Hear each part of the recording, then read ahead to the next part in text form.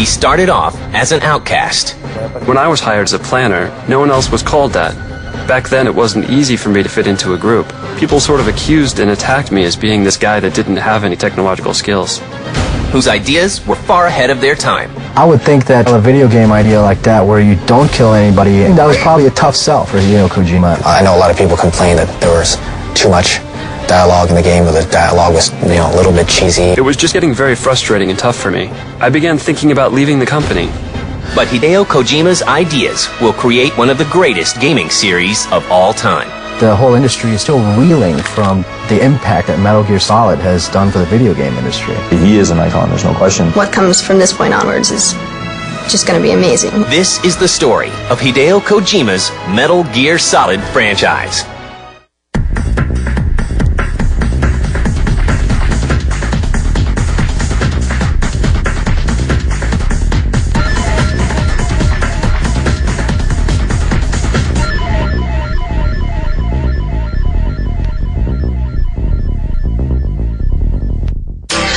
It's the turbulent 60s when a man named Hideo Kojima is born. I was born in Tokyo in 1963 and lived there up until I was 3.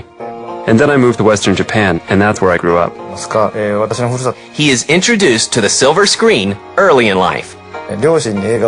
When I was a baby boy, I was forced by my parents to watch films even before I knew who I was. So I grew up on movies. While Kojima is studying economics in college, he discovers a new love. I had a lot of free time, and that's when I started playing video games. Namely, games on the Famicom. The game that changed my life, the game of my destiny, was Shigeru Miyamoto's Super Mario Bros. Till then, I pretty much had the notion that film and video games were separate entities. But then, I realized that even in video games, I could do creative things just like they're done in the movies. He has such a great mind for storytelling that I just think that his mind's always going, and he's always taking everything in and analyzing it and thinking of ways he can use that in a story. Kojima decides to pursue a career in the game industry, much to the surprise of his friends. I was part of an economics seminar during my 4th year in college when I told my professor and colleagues that I was going to join the video game industry. They told me, "No way, stop and think twice about what you're doing." I joined Konami in 1986.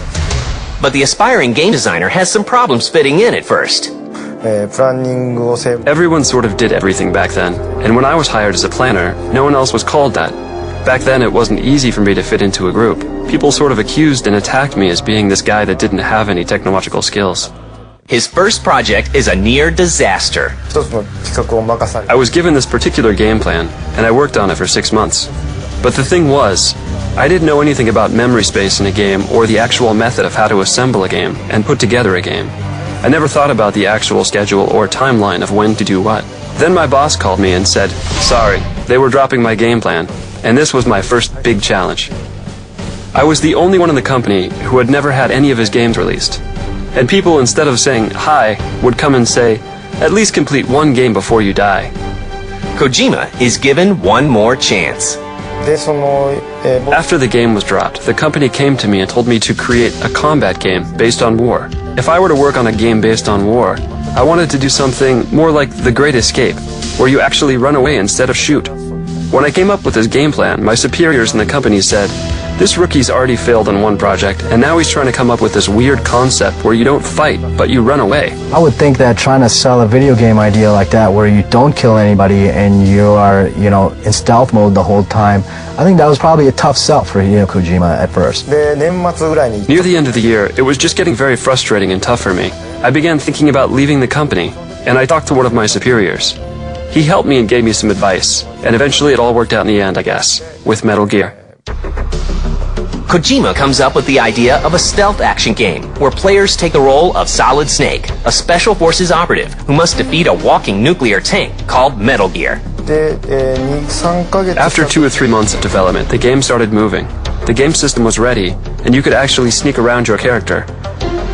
And if the enemy saw you, you'd get the exclamation point above your head, and they'd start attacking you. When we got to this point, the team members played it and they said, oh my god, this could be a great game. And from then on, development went really smooth. Konami begins to warm up to Kojima's unique new game. But how will the public react?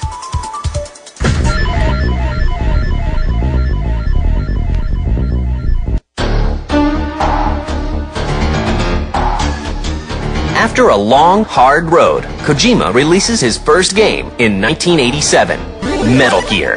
The game was for the MSX system.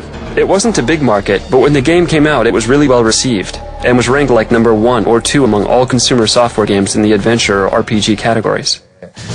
In 1988, Metal Gear makes its way to the US on the NES. Metal Gear was very different from all of the games that were popular on the Famicom at that time because it was not a run-and-gun, all-out action game.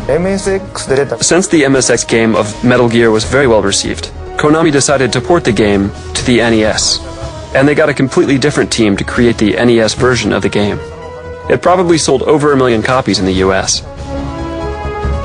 It's no surprise that Konami asks for a sequel. And since the NES version of Metal Gear sold so well in the US, the sales force in the US said, please, do a sequel. They started working on a sequel, and that was Snake's Revenge. First of all, I did not work on either version of the 2 NES games at all. So what they ended up producing was a game that was completely different. It was called Metal Gear 2 Snake's Revenge. The problem, of course, with this is that people who liked Metal Gear would play this and say, what the heck is this? This isn't Metal Gear. This is just an action game. So that was kind of disappointing. Snake's Revenge is not part of the official Metal Gear timeline. This guy I met on the train from the company said, Kojima-san, I worked on Snake's Revenge, and I'm personally a big fan of your original game. I'd like to see a sequel to Metal Gear done by the real creator, Mr. Kojima. When he said that to me, the idea got into my head and I started thinking about a real sequel to the game. By the time I got off the train and went home, the entire storyline was fixed in my mind. So I went to my boss at Konami the next day with a game plan, and he said, yes, let's give it a go. The only Metal Gear game that was not released in the United States yet was Metal Gear 2 Solid Snake, and this only appeared on the MSX system. Metal Gear 2 was released in 1990. After that, I started working on Police Knots. That's when I started hearing rumors about the PlayStation. In 1995, Sony gives birth to the 32-bit era by introducing the PlayStation. The powerful new system catches Kojima's eye. When I saw how advanced these new systems coming out were, I started thinking about a new action game. Kojima decides to revisit the Metal Gear franchise. We established this company called Konami Computer Entertainment Japan in 1996 in Tokyo in order to develop Metal Gear Solid for the PlayStation. The PlayStation allowed me to do more things that I wanted to do for the whole infiltration experience. Since what I wanted to do was in 3D, I used these polygons to create a 3D environment. To ensure Metal Gear Solid has a unique look, Kojima brings aboard a rookie designer named Yoji Shinkawa to create an unforgettable cast of characters. Mr. Kojima interviewed me and said, I'm now working on the Metal Gear project. Would you like to come and work for me? I said, why not? Sure. So Metal Gear Solid happened to be the first game I worked on. When we talk about the Metal Gear series, you also have to talk about Yoji Shinkawa. He really created the atmosphere of the world and the really memorable characters. There's so many characters. Meryl was a really interesting character. It was really neat to see Kojima put that feminine element into the game, and I thought that it was a really great way to tell a love story while you're playing through all this action. This is no time to try and hit on me, Snake. Sniper Wolf was a great character as well. He gives all his characters a heart and a purpose, and you understand why they're doing the things that they're doing. Catch you later, Ansel. And the profound, twisted nature of the characters. They have problems, and some of them have sexual problems. This is the greatest handgun ever made. Some of them are absolutely nuts. I'm losing myself. Solid Snake gets a new look as well. I tried to make Solid Snake as colorless as possible. If he has too many of his own characteristics, then the player won't be able to associate himself or herself to the character. I actually did not think about color at all. I basically just wanted to recreate Solid Snake from the MSX series in my own way. I wanted to digest him, and then spit out this new Solid Snake.